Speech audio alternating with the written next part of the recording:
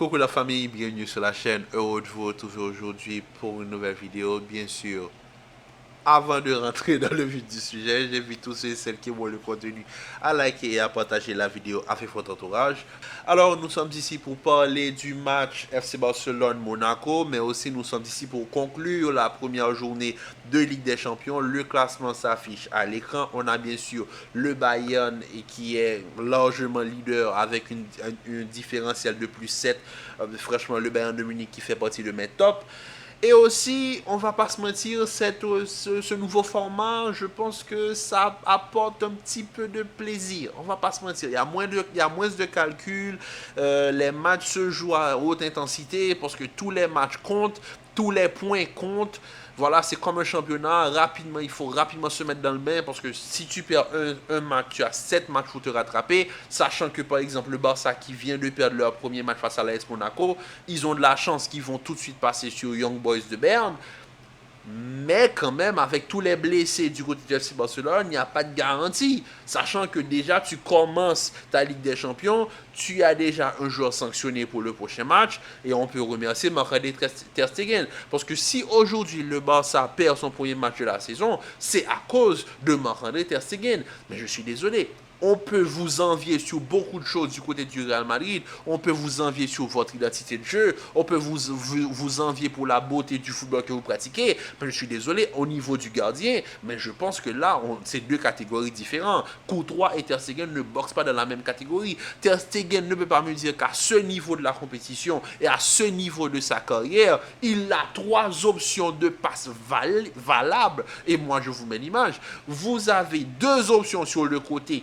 Tu vois que Eric Garcia est pris sur un pressing de Minamino et tu te dis que la meilleure option de sortie de balle, au lieu d'élargir le jeu sur les côtés, c'est d'aller dans l'axe et de mettre en danger ton Eric Garcia, qui est pris de vitesse, ce qui amène Eric Garcia à faire la faute professionnelle, annulation volontaire d'une action de but, carton rouge direct, le Barça doit jouer à 10 contre 11 pendant 80 minutes. Ensuite, qu'est-ce qui arrive? Le Barça encaisse un but, super enchaînement du petit Bodegas qui allume Ter Stegen au premier poteau, mais franchement, extrêmement très beau but de la part du jeune Monégas. Ensuite, on a FC Barcelone qui, par orgueil, et je pense que aussi par le talent que possède Lamine Yamal, arrive à égaliser. Mais suite à cela, on a pu le voir, le FC Barcelone s'est mis à gérer le match nul. Et c'est là que l'AS Monaco, avec la rentrée de Golovin et du joueur qui a marqué le deuxième but, on a vu que le pressing qu'ils ont mis pour aller chercher ce score, c'était important pour eux de gagner le premier match. Mais tout ça, c'est parce que Ter Stegen a mis en danger le FC Barcelone. On ne va pas critiquer Hansi Flick pour ce qu'il a fait, même si aujourd'hui, il est aussi coupable, parce qu'il y a des changements qui ont pris trop de temps. Lewandowski a passé trop de temps sur le terrain.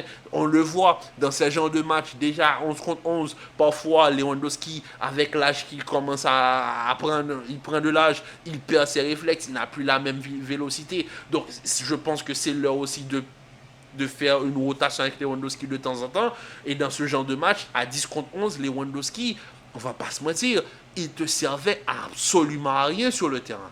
Au fait, il fallait apporter du mouvement et Lewandowski, c'est pas un attaquant de mouvement, c'est un attaquant de fixation qui a besoin de joueurs autour de lui, c'est-à-dire que tu as des Dani Olmo, des Pedri, des Lamine Yamal, des Rafinha autour de lui, il est plus à l'aise, il n'est pas obligé d'être le buteur, par ses appels, il peut prendre de l'espace, mais malheureusement aujourd'hui, vu que l'équipe joue à 10 contre 11, ben, il te sert absolument à rien. Donc Lewandowski déjà pour moi a passé trop de temps sur le terrain. Donc les changements sont venus tardivement. Ensuite, on va pas se mentir, il fait un changement où il me met Baldé ailier, j'ai pas trop compris. Mais vraiment, au fait, on peut critiquer Hansi Flick aujourd'hui pour certaines choses par rapport à ces changements, par rapport à la gestion de son groupe. Mais quand même, comment vous dire, il fait avec les moyens du bord. Il y a énormément de blessés. Il y a Fermin Lopez qui vient de se reblesser à l'entraînement. Dani Olmo qui est absent pour au moins 1 mois ou 2 si je ne me trompe pas. Gavi n'est pas encore de retour. De Jong n'est pas encore de retour. Araujo n'est pas encore de retour. Il fait avec ce qu'il a, mais quand même, il arrive à produire un bon football. Donc, on ne va pas le critiquer. Aujourd'hui, le vrai coupable, c'est Marc-André Ter Stegen. Stegen, je suis désolé. Le deuxième but, c'est la même chose. Tu n'as pas le droit de te... Même moi, je ne suis pas gardien, on sait très bien que tu ne te couches pas aussi vite. Pourquoi tu vas au sol aussi vite? À ce niveau de ta carrière, tu viens à peine d'être promu numéro 1 de la Mannschaft suite à la retraite de Manuel Neuer et tu ponds ce genre de performance. Mais je suis désolé. Il faut qu'on reconsidère, est-ce que Ter Stegen vraiment fait partie des meilleurs gardiens au monde? Parce que Ter Stegen, je suis désolé, la prise de décision qu'il m'a fait aujourd'hui, mais c'est digne d'un gardien de 3e division. Littéralement. 3e division, et je parle même de division amateur. Tu peux pas être là, tu as 2 joueurs libres sur le côté et que tu envoies la balle sur le joueur qui est sous pression. Ça n'a pas de sens. Ça n'a pas de sens. Il faudrait qu'il m'explique qu'est-ce qu'il avait en tête à ce moment-là. Parce que c'est le tournant du match. Comme face au PSG l'année dernière, le carton rouge d'Araujo change le match du côté du FC Barcelone. Eh bien, aujourd'hui, pour le premier match de la saison en Ligue des Champions, le carton rouge définit le reste du match du FC Barcelone. Parce que suite à cela, à 10 contre 11, c'était impossible. Malgré ça, à 10 contre 11, le FC Barcelone a quand même eu quelques occasions. Les occasions de Lamine Yamal et de Rafinha des deux côtés. Mais comment vous dire, c'était très compliqué. Le FC Barcelone, offensivement, à 10 contre 11, c'était très faible, vu qu'en avant, tu as un attaquant qui te sert absolument à rien dans ce genre de dans ce genre de match et dans ce genre de configuration. C'est un attaquant qui a besoin de joueurs qui tournent autour, et malheureusement, il n'a pas eu ce profil aujourd'hui. C'est la première défaite du FC Barcelone cette saison, mais bon, je pense qu'il ne faut pas trop s'inquiéter. Le fait est que on va voir ce qui va se passer ce week-end. Avec les blessés, comment Hansi Flick va gérer le groupe. On espère quand même un bon résultat ce week-end. Parce qu'en Liga, je pense que ça ne va pas être très compliqué de gérer la Liga. L'adversité en Liga, je ne vais pas dire que c'est moins relevé qu'en Europe. Mais quand même, l'adversité en Liga, je pense que ça peut se gérer sur 38 journées. Mais en Europe, tu n'as pas le choix. Tu as 8 matchs. Tu perds déjà un match. La prochaine rencontre, c'est face aux Young Boys de Berne. Il ne faudra pas se rater. Ensuite, aujourd'hui, le deuxième match de la journée qui a été l'une des grandes affiches de cette première journée de Ligue des Champions, ça a été le Arsenal-Atalanta, match nul de la part des Gunners 0-0, double parade héroïque de la part de Raya sur le penalty raté de la part de l'Atalanta. Comment vous dire que Arsenal aussi, pour moi, c'est une des déceptions de cette première journée. Je m'attendais à beaucoup plus, mais je suis désolé, au niveau d'Arsenal, je vais répéter ce que je répète à chaque fois que je parle d'Arsenal sur ma chaîne. Arsenal a besoin d'un attaquant. Gabriel Jesus, pour moi, c'est pas un numéro 9 c'est pas le numéro 9 qu'a besoin Mikel Arteta. Du côté de City, ils ont un Haaland. Du côté de City, du côté d'Arsenal, tu ne peux pas avoir un Gabriel Jesus. Si tu prétends à vraiment gêner City en course à la première ligue, et si tu prétends à atteindre les sommets en Europe, il te faut un attaquant beaucoup plus efficace. Malheureusement, aujourd'hui, j'ai regardé le match. Je regardais Jesus sur le terrain, je me dis, mais il sert à quoi, au fait? Et quand tu regardes le banc, tu n'as pas de remplaçant. Tu fais rentrer Trossard, tu n'apportes aucun danger. Surtout qu'aujourd'hui, tu as eu un Saka vraiment en... je n'ai pas compris la performance de Saka aujourd'hui. Le milieu de terrain, pareil. On voit que l'absence de Martin Odegaard fait très mal à cette équipe. Mais bon, ce n'est que la première journée. Pas la peine de s'inquiéter. Il y a les prochains matchs qui arrivent. Mais du côté d'Arsenal, le prochain match quand même, c'est le Paris Saint-Germain.